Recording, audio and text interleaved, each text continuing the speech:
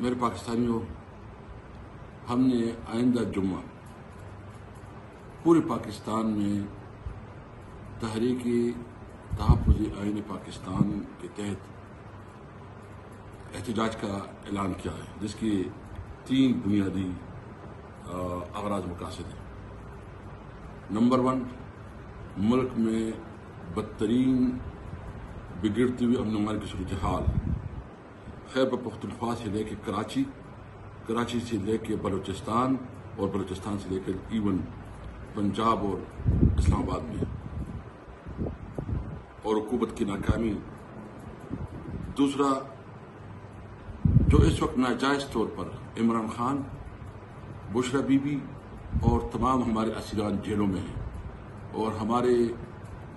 Social worker اور خاص کر جو سوشل میڈیا سے متعلق لوگ ہیں، ان کو غیر قانونی طور پر اٹھانا، ان کو غائب کرنا، انکانسٹیٹیوشنل اقدام اس کے خلاف۔ تیسرا، جو مہنگائی جو انہوں نے بجٹ کے ذریعے غریب عوام کے اوپر جو ایک قیامت برپا کی ہے، جو بجلی کی بلز کے اوپر جتنا اضافہ کیا گیا ہے، جو پیٹرول کی قیمتوں میں اضافہ کیا گیا ہے، جو بہت زیادہ ٹیکسز لگائے گئے جو ناقابل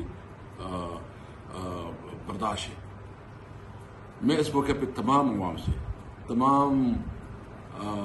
طبقوں سے، وہ کسان ہو، وہ طلباء ہو، وہ تاجر ہو،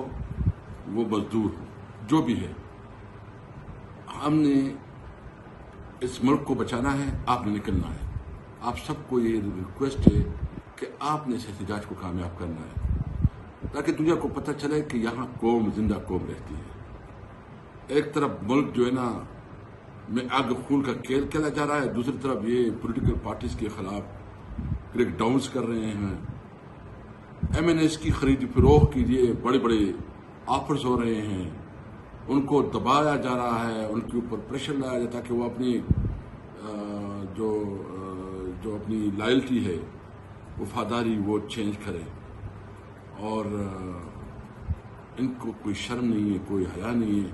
اس نے ہر صورت میں اقتدار کے ساتھ چمٹنا ہے۔ آپ نے نکلنا ہے جمعے کو،